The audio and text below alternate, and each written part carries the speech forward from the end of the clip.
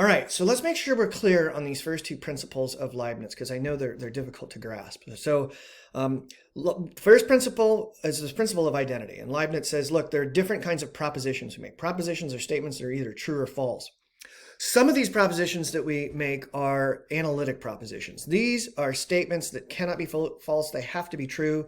A statement like it's raining outside or it's not raining outside can't be false. There are other types of statements, Leibniz says, though, that could be true or could be false. They're what we would call contingent. Whether or not a statement like the cat is on the mat is a true or false statement kind of depends on whether or not there's a cat sitting on the mat at the moment the statement is made. If there is, the statement's true. If there's not, the statement's false. It kind of depends whether it's true or false on the way that things are. Then Leibniz goes to his second principle, this principle of sufficient reason. And he says, look, everything that exists was caused to exist in the way that it exists by the God that created all things. All things exist for a reason. There is a reason. I don't know what it is, but there is a reason. And Leibniz says, you got to think about it from God's point of view.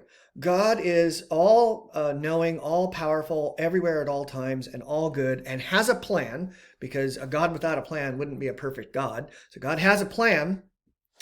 And the plan is for all of the things that happen in the world, like cats sitting on mats at certain times, all of those things that happen had to happen in exactly the way that they happened in order for the universe that God created to exist as it does. Things had to happen as they do. So those synthetic propositions, we think like, oh, the cat just happens to be sitting on the mat right now. Leibniz would look at us and say, no, it doesn't just happen to be sitting on the mat right now. God made the world so that the cat would be sitting on the mat right now, or sitting on the mat, or not. That had to happen in the way that it did in order for this universe that God created to unfold in the way that it's unfolding. All right, so this leads Leibniz to the principle of harmony, okay? And it goes like this. Leibniz sits back and he's sort of scratching his chin, or no, he'd actually be twisting his locks, right? Those beautiful locks. And he'd think to himself, all right, so if God is all-knowing, and he's all powerful, so he can do anything doable and he can know anything knowable. And he's all good. Okay, this is an omnibenevolent God. What would that God want in or for this creation?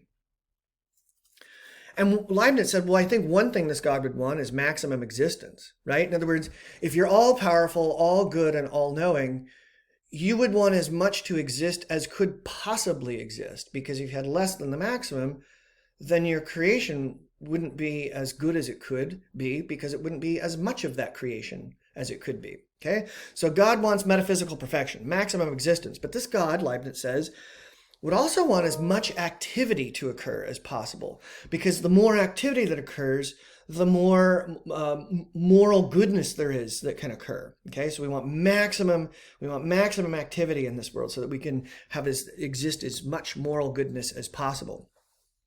Now remember, what Leibniz claims is at the beginning of creation, God looked out and saw all of the possible worlds that could exist.